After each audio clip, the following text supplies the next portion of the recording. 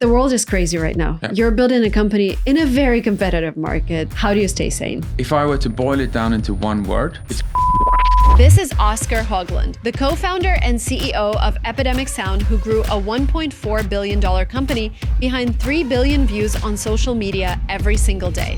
one of the most important things that we ever did was trying to understand value chains. Can you explain value chain? If you understand the value chain you are in, you can get leverage. And leverage in my world is with a small amount of input, you can get a huge amount of output. With more data on viral content than almost anyone, Oscar is building an AI that will change everything. But success came at a price, the darkest moment that almost made him walk away. My wife says, this doesn't work anymore because our life now is better when you're not here. Oscar rebuilt everything after that night. Now he breaks down the framework any founder can apply. How to scale bigger, make more money, and avoid the mistakes that cost him everything. Hello, everyone. Welcome to Silicon Valley Girl. I have Oscar from Epidemic Sound today. Oscar's company is behind 3 billion views on social media every single day. And that's just YouTube, right? Correct. So you know a thing or two about going viral. Have you seen any patterns behind videos that stand out, that use your music? Is there anything like, oh, this is happening right now? Well, first off, thanks for having me. And then to answer your question, we soundtrack huge amounts of online video every single day across all platforms. And so we're privy to see a lot of different trends. I think that what's at the core of all of those trends, however, is like a very philosophical thing, which is content creation and going viral is ultimately about helping create meaningful human connections. And so what we do is we facilitate creativity and we help spark interest. Do you see any correlation? Like if I'm a YouTuber, because I use music, but I feel like the way I use music is like, okay, I was at Ed Sheeran's concert yesterday. Let me just use Ed Sheeran. Like, and that's the way it works for me. But I'm trying to understand the mechanics. Like, do you see anything like, oh, this type of music performance better with this? Like, have you noticed something while analyzing that data? Ultimately, what you're trying to achieve with music, as we said on the outset, is you want to help create an emotion. And this, similar to common belief, if you only use commercially well-known music as a storyteller, as a person looking to help create a specific feeling, you abdicate from that power because you don't know exactly who's had what kind of experience with a 9-inch nail track or an Ed Sheeran track, regardless of how romantic the track might be or how full of energy it might be. I'll share one interesting trend which we saw a few years ago, which was coming out of COVID. I don't know what the American expression is, but I think it's called comfort food. As in if you're feeling down, you'll eat a bucket of ice cream to make you feel good.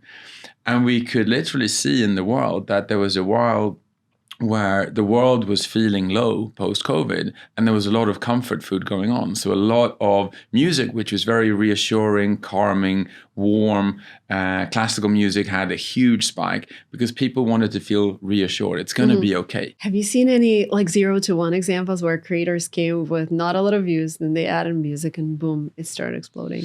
To be quite honest, we see that all the time. When there is a unique and distinct connection between what's being said visually and then what's being said from an audio perspective, when that creates like either an extreme symbiosis or an extreme dissonance, but that there's something which people find fascinating. There was a story that I heard many, many years ago, which relates to the crosses, right? And so the background was that one of my co-founders was having lunch with a tabloid editor. And this is many, many years here in downtown Stockholm.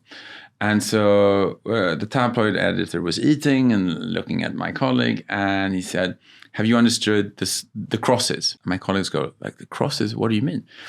And he said, well, humans are drawn to crosses in the sense that if on my tabloid, if I put a very famous sports star and they talk about their sports success, nobody cares. And he goes, okay. However, if I put that sports star on the front of the magazine and they tell me about that they're battling alcoholism or some kind of substance abuse, nobody is anticipating that that's going to happen. And so people are immediately drawn to something where there's a cognitive dissonance. And so that's that's something about humanity and the nature of being human. And then my co-founder was like, wow, that's insightful. I don't know what to do with that information, but I'll save it for a rainy day. And so years passed, and then my co-founder, who's a serial entrepreneur, his name is Zach, he was running one of the biggest commercial TV broadcasters in northern Sweden. And he was their head of content. At the time, they were looking to go from being a small, insignificant player to try and break through and become the big broadcaster of their time. And they had tried many things, they'd struggled. And then eventually they had decided to go all in on this one format. And the format was the most commercial TV show you can imagine. It was an entertainment show. It was designed for Saturday slots at 8 o'clock. And it was all about two teams battling it out together. And it had been engineered in such a way that the show was meant to be great for men, women, young, old. There was adventure. There was an element of competition. You could be eliminated. There was danger. There was humor. They basically created almost like a Frankenstein. They put together different parts and they engineered the most commercial show you can think about. But the show needed a front runner. Somebody who was going to be the face of the most commercial show ever, and that this broadcaster, their entire future was betting on this show because it was incredibly expensive. And so my co-founder was put back to the point in time where he was thinking about the lunch that he had. I need to create a cross, something that people are excited about. And he said, okay, what's the polar opposite of the most commercial thing ever? And he thought about, and this was back in Sweden. And so we have this incredibly beloved cross-country skier. His name is Gunde Svan. He's from the north of Sweden. And he's about as far from commercial television as you can imagine. Always wearing a hat, always in the bush, and always out skiing.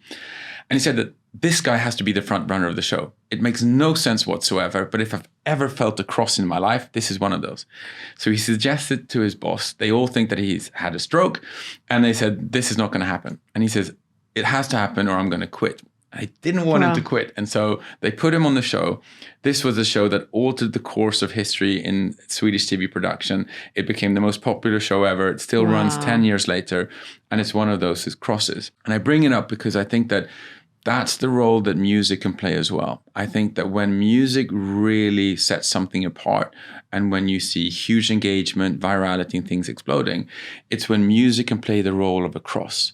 You can tell a visual story and a different audio story. Building out crosses, I think, is incredibly important when you build businesses, when you build podcasts, when you tell stories. And are you building a tool for that? I was talking to your CTO, and I think he mentioned something. If you can talk about it, because this is fascinating for me, because we still can't figure out music progression. I have amazing editors, but I feel like we have to have an additional person on the team, which it's expensive. But if we could have a tool that could analyze the video and tell us like, hey, this is where progression needs to start. This is where you pause. So if I were to frame it, I'd say the following. What we're trying to do is we want to try and usher in a new world where everyone who's a storyteller, whether or not you're a 200-person editing team and a full production, or if you're a solo entrepreneur, we feel that it's about time such that everyone gets access to same kind of tooling and a level playing field, such that you would want recommendations like a music supervisor,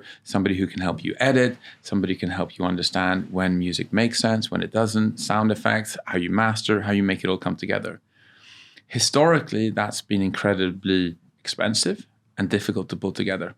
But we found that we've come to an inflection point now where we have the roster of music, the roster of catalog, customers, and the understanding of the platforms out there, such that we're very, very confident now that we think that AI has an incredibly important role to play here, such as an unlock. It's never going to be the case that AI could or should replace the human connections, but it can play a crucial role in facilitating that. And so what we're able to see now is we can accumulate huge amounts of data in terms of this is the music that we have at hand. These are all the artists. This is all the art that we work with. And we've known historically over time, this is how it's performed. This is where there's engagement. This is where there is feedback. And we can start to play that back individually to content creators, such that we're going to be in a position where basically everyone has access to all of these insights. And so you can start to utilize services which were previously only made available if you had huge budgets. And so this is going to help you analyze, how is my own video performing, the music that I've used, what are my peers using, what are the different platform trends. So when is it going to happen? So this is something that we are working on as we speak. We've already started to release quite a few tools within this area. So we released AI voice a few months ago. We've released the opportunities to alter the length of the track, such that was actually a pretty big breakthrough, because historically the way that an editor has had to work is, if you found a track that you liked, you would typically have to re-edit your content, your story, to fit the track, because it was very cumbersome to try and do it the other way around. We've now gotten to a point where we can actually do the opposite, such that you have an edit, you're super happy, the story works, you've cut it in the way you want, you have this incredible track, but it turns out it's 1 minute too long, or it's a little bit too short. Well, you can now use our AI tools to use that track, so allow for the artist track and vision to be slightly adapted such that it fits better to the actual stories that you're looking to make and that you have in your head. So can you give advice to a creator or maybe a small business owner who's doing some content for their business? What are the steps that they should take to increase the views, to create this emotional connection with their brands? I think the first job to do is, okay, let's establish, what would I like to sound like? What are the values? What are the core stories I'm trying to tell? And then using that insight, that's when you come to Epidemic, right? And so you come to the platform, you create a free account, and then you can start to use the tools to look at your videos. We would come with suggestions. You tell us, this is my channel, this is the direction I want to go. And we then can aggregate huge amounts of data to determine that this is where we think that you're going. And then we can start to serve you suggestions. And the more we interact with you, the more we get to know you, and the better our suggestions can become. And then I think it also comes down to being, I love the term, being a ferocious learner. And so I think as a storyteller, as passionate as you tend to be about the stories you want to tell, I think you should be similarly about, who do I look up to? Who else sounds or feels or creates that emotion, that connection? And then from that information, we can derive a lot of insights as well and help build recommendations around that too. Listening to how Epidemic Sound streamlines workflow for creators, making music licensing simple so you can focus on storytelling, it reminded me of a great tool that does something similar, but for a different part of the creator workflow that eats up just as much time. Because no matter how good your content sounds or looks, most creators still lose hours every week just trying to keep up with their audience. That's where Pop.store, who's sponsoring this part of the video, comes in. It's designed as an all-in-one creator HQ. Everything you make, share, and sell can live in one place. But the feature that's been getting attention is their AI assistant. It scans thousands of comments and DMs across Instagram and Facebook, flags the important ones, and helps creators reply fast without burning out. According to their data, it's been shown to double engagement, and you get more reach because the algorithm pushes posts with high interaction.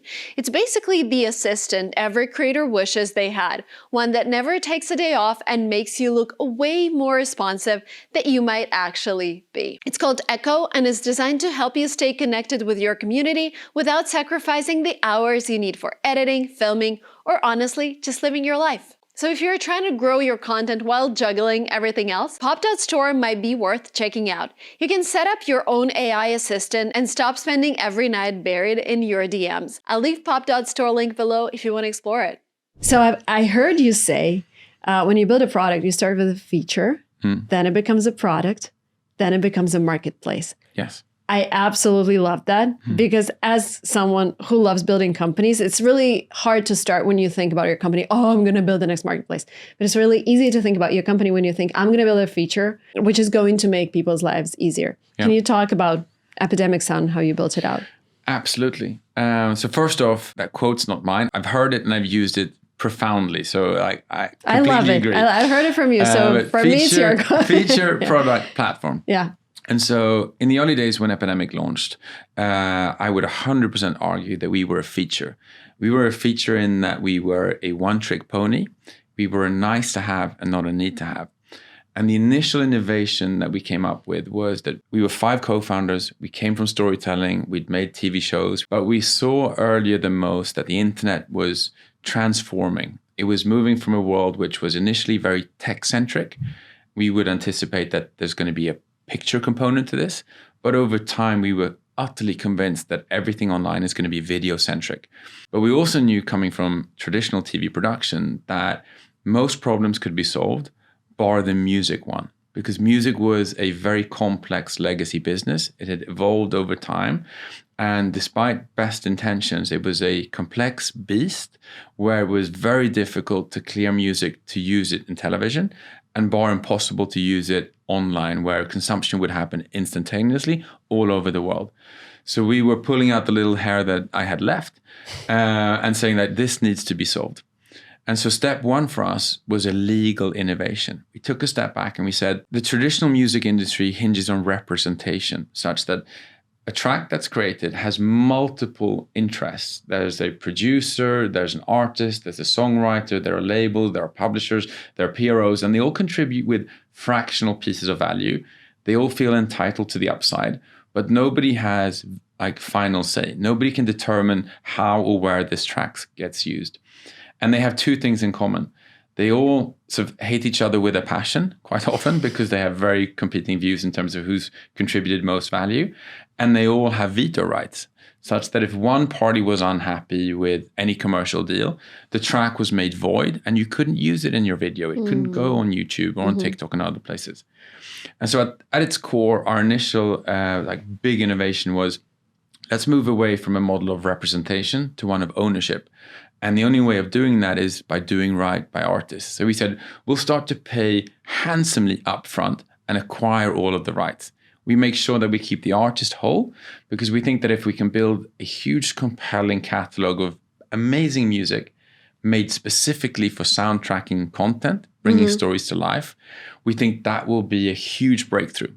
Because we can then be the only provider in the world which has a complete catalog where we can reach out to storytellers and say, hey, dissimilar from everyone else, we have 100% of all the rights here. So we can indemnify you and say, you can use this for all of your content across all platforms, across all of the world. And Epidemic exploded. Like, there was instant product market fit. But we were a one-trick pony. And that's what I mean by, we were a feature. We were nice to have, but we were more like a vitamin, which is great if you take your vitamin in the morning. But if you forget, you still live, You want to be something which is a necessity. And so the first innovation, the first part of the journey, was being a feature. And so what we did, number two, is we said, let's complement the legal innovation with software.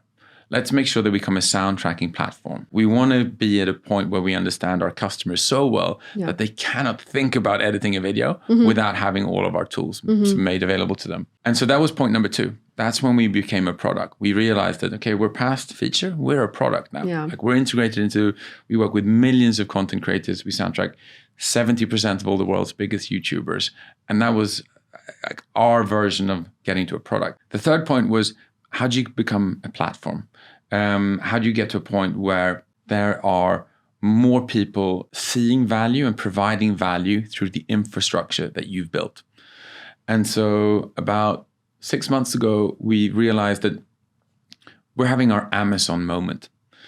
And what I mean by that is, there was probably a point in time where people at Amazon said that, okay, we've been building out the best tools, the best infrastructure for years to help our business grow, to help our business scale, to be insightful. We've developed processes and we've hired people such that our infrastructure is amazing. Why don't we open this up as a product for the rest of the world, such that other people can scale using our internal infrastructure? A version of that discussion probably happened. They decided to call it AWS, and the rest is history, right? So cloud, so everyone got access. The most profitable product that they have. That wouldn't surprise me. But AWS was the result of an internal tool that was so good that they turned it into a platform, and everyone started using AWS to power and to scale their businesses. Now, how does that relate to us? Well, 6 months ago, we realized we've gotten to a point where we are probably the best positioned. We have the most amount of data. We have the most sophisticated group of employees. We built the most amount of proprietary data stack, such that we understand better than anyone else how music travels online what kind of emotions it makes, how it can commercially make or break content creators, where music could and shouldn't be launched, and in what order. And we said, I think that this is our platform moment. We should probably open up similar to what Amazon did. And we said, we're called Epidemic, so let's call it Antidote. So we become a platform for helping both storytellers and artists and people who have IP to connect to each other. From a tactical perspective, one of the most important things that we ever did was trying to understand value chains. Can you explain value chain? Before we had a product which was good enough for online creators, we started in our local vicinity, which was broadcasting in the Nordic. We realized that there were roughly about 5,000 freelance editors in Sweden 16 years ago when we launched the company. No matter how hard we racked our brains, we couldn't come up with a plan to reach, let alone persuade 5,000 freelancers to use our music instead of everything else out there. And so we needed to understand what was the ecosystem. And it turned out the following was true in Sweden back then. We realized that yes, there are 5,000 freelance editors, but they're freelancers. And there are a total of 50 production companies that produce the vast majority of all the TV shows in Sweden. And we said, okay, can we entertain the idea of reaching out to 50 production companies and trying to persuade them? And the answer was still no, we don't have enough clout. And then we took another step in the value chain and we said, okay, of the 50 production companies, who do they work for? And it turns out that there were 4 major broadcasters who were commissioning the vast majority of all the shows from the 50 production companies and from the 5,000 editors. And we said, okay, can we pull together 4 meetings with 4 major broadcasters? And the answer was yes, of course we can. And because we understood their pain points, the following happened. All of the 4 deals within weeks, as I remember, it was probably months, they all closed. And they said that you've understood where we're heading. Exactly. We're on the journey. Yeah. Our catalog at the time was tiny, but the vision was right. The empathy and the customer centricity was there. So we signed multi-year deals with all of these broadcasters. Fascinating. Day number 2, what they did is they said that because all of the revenue from the production companies come from us, they called a meeting the day after. And they summoned 50 production companies to come and meet Epidemic. They did the work for you. And then the week after, the 50 production company booked 50 separate meetings where they summoned 5,000 editors and say that if you want to make any of our shows, you have to come meet Epidemic because they're a new kid in town. Wow. And so that's how I came to understand the power of understanding. If you understand the value chain you are in, you can get leverage. And leverage in my world is with a small amount of input, you can get a huge amount of output. I love this story. Is that also how you hire people? Because your team is amazing. So Thank you. Your product officer used to build the initial Amazon app. Yep. You have ex-co-CEO of Klarna. Yep. I was reading through the list and I'm this guy knows how to hire. Yes. Can you give us a little secret? Well, first off, thank you. I tend to agree. I have a very strong belief in a few things, obviously, but in terms of philosophy when you hire, I only believe in hiring people smarter than myself because I fundamentally want to hire smart people to tell me what to do. Again, taking impressions from others who've said this before me. But I strongly feel that if I'm the smartest person in the room, we're all doomed. And so I need to make sure that I have other people who are way smarter than myself. And then you find the and then you find the crosses. Exactly. and then you find them. the crosses. Love it. And you don't believe in hustle culture as a Swede, right? No. Because what I've seen from the last weekend when we spent time with your company, we're doing snaps, we're eating crayfish. So you're proving it's actually possible to build $1 billion company without having to hustle all the time. And everyone is relaxed. What do you think is wrong then with American culture? Why is in the US you're going to have to hustle? I love the US. I deeply respect US culture and I take a lot of inspiration. I try and mix the best of as many worlds as I can.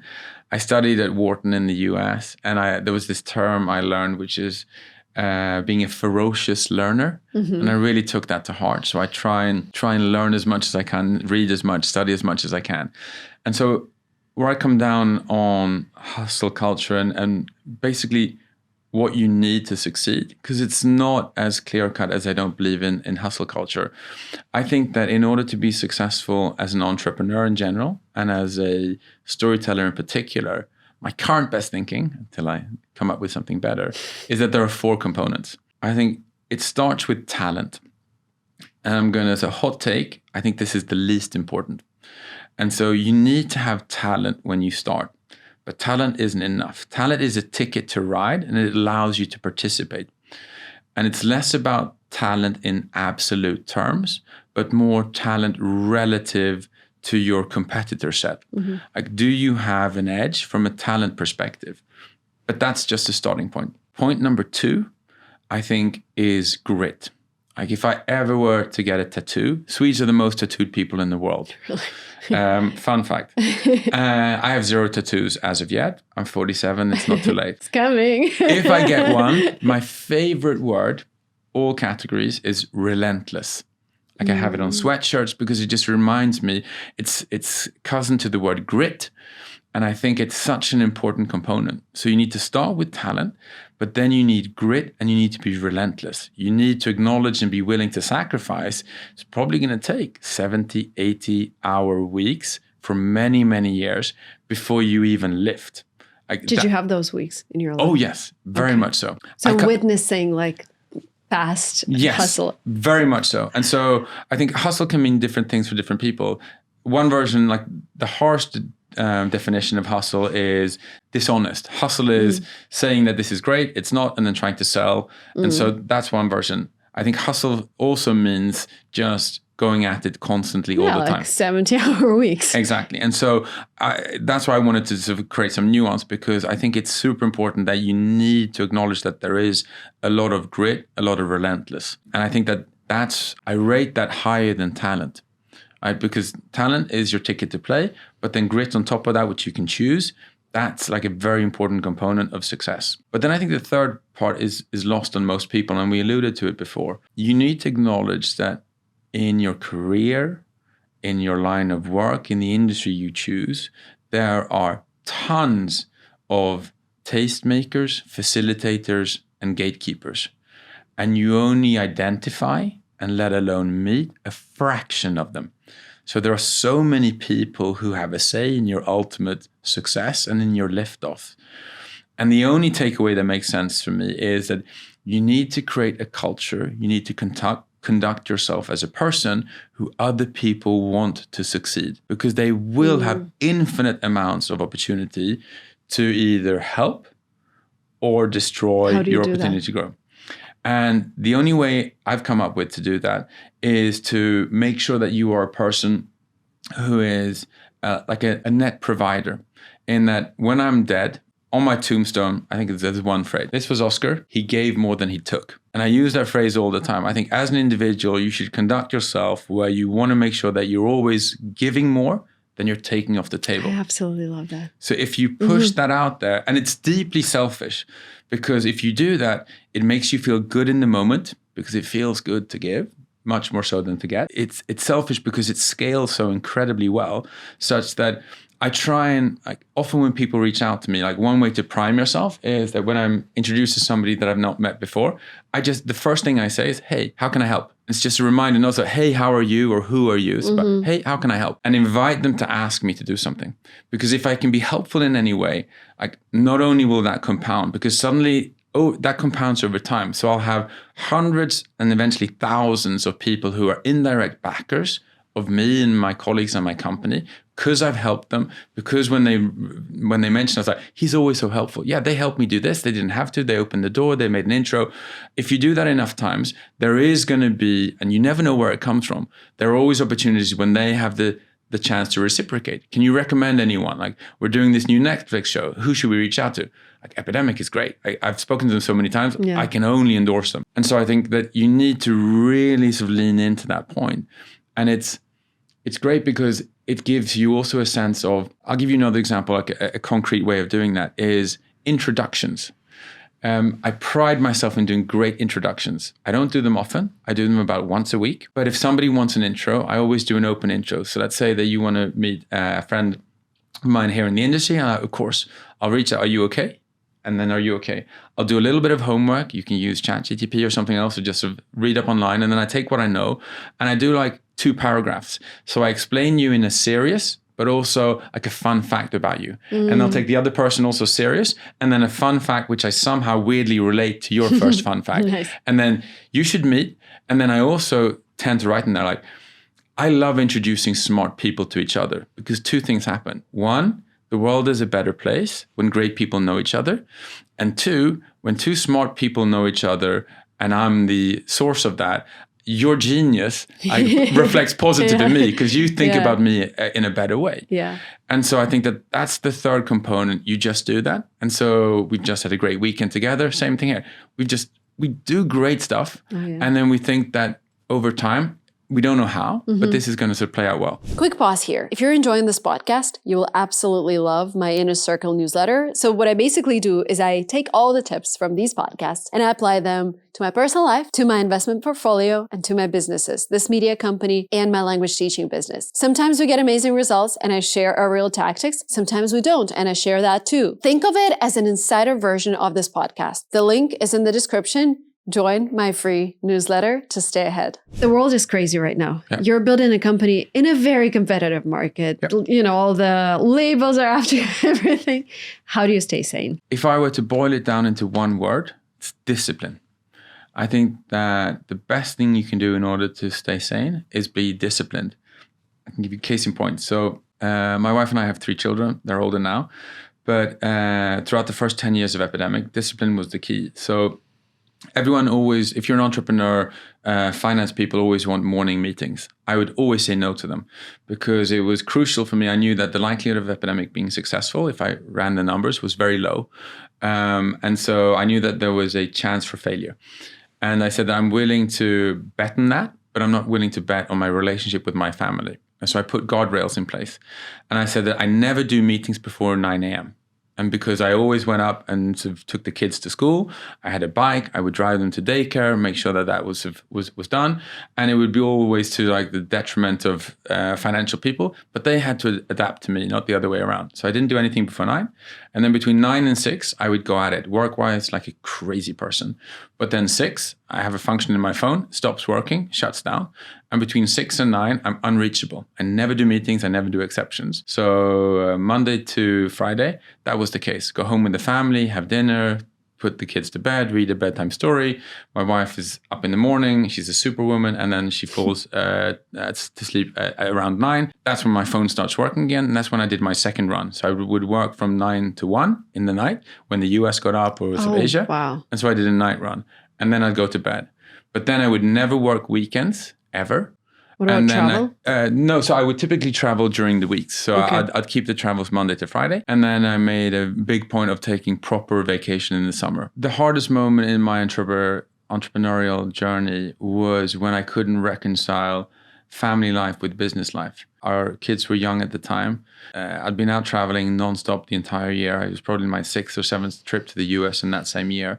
And when I came back, my wife and I sat down and my wife said something to the tune of, this doesn't work anymore because our life now is better when you're not here. And that was without compromise or without any comparison, the darkest moment in my entire life. Day after, I called my co-founder and said, I'm going to quit. I get all stoked up when I talk about it. And we made some incredible changes. Like we rethought the business. I rethought my role. We made a ton of big changes. And I was super close to quitting because I've always been family first. And as I said, I work to live. I don't live to work. Is that when you discovered this discipline thing that works for you now, especially when it comes to kids, right? Yes. But it's true for exercise, like being disciplined. It's true for food and alcohol, like everything in moderation. But just having... Swedes have a different understanding of moderation and alcohol. Okay, alcohol, fair point. Alcohol, fair point. But otherwise, I think that discipline is the unsexy answer to success. I think it. That's how you get somewhere. What are your top 3 favorite AI apps? Oh, so I'm a huge user of the different Google suites within Gemini. ChatGPT use all the time. I think I'll stop there because I say these are the two where I'm investing most of my time now to make sure that I understand them, and more importantly, they understand me, so I get more and more value from them. Playing with anything right now, like vibe coding or? Yes, so I can't disclose too much, but from a vibe coding perspective, we think that there's a huge opportunity to be the default provider of music to vibe coders. Like if you think about vibe coding, I think it's a beautiful thing because roughly 1% of the world's population can code. And what vibe coding is looking to try and solve for is how can you get the other 99% of the world's population to code? We think that within that world, like all of what they're building is currently muted. Like there's no music component to that. We think that that needs to change. For someone who's willing to start a business using AI, what would be your one advice that they should stick to? One of the best frameworks I ever learned was when I was a mediocre management consultant. I worked for BCG for a few years, and it was not my calling. I got the job, I did it, I learned a lot, but ultimately it wasn't for me. But they taught me a framework in terms of, do you know when you're allowed to call something an analysis, when you've analyzed something? So when you ask the question why 3 times. And so the example is the following. There's this company that doesn't make money anymore. You need to understand, like, why is that? Analyze it. And the only time you can call it analysis is if you've dug down into why 3 times. Okay, so why is the company not making money anymore? You look at the revenue numbers. Have they gone down? The answer is no. You look at the cost numbers. Have they gone up? Yes. Okay, so it's a cost question. Like the costs have increased, that's why we're not making profit. That's the first why. So why have the cost numbers gone up? You look at the inputs. Are they at the same amount? Like, are we buying the same amount of input? And the answer is yes. And you look at the unit cost. Is the unit cost the same? And you go, ooh, no, the unit cost has gone up quite a bit. Okay, so it's not about the materials per se. It's about the unit cost having gone up. And then you ask the question like the third time, why have the unit costs gone up? And you go down and you analyze and you ask a number of questions and you realize that, well, we used to have 3 providers and we would play them out towards each other and such that we were the market maker. But then one of our suppliers went into bankruptcy and the other 2 suppliers acknowledged that and they merged. So we have one supplier and they dictate the price. And so the answer is like, the reason why we're not making any money is because there's a cartel going on down here. And the solve is, let's do a tender. We invite 5 other suppliers and we introduce competition and then we'll start making money again. But you have to ask the question why 3 times down. And that's when you have an analysis. So in the age of AI, I think that as the name implies, like you have artificial intelligence, which is in abundance. I think you need to be really good at asking, like making an analysis of different situations, like going down 3 steps. Why is this going to work? Why isn't it? Why is this?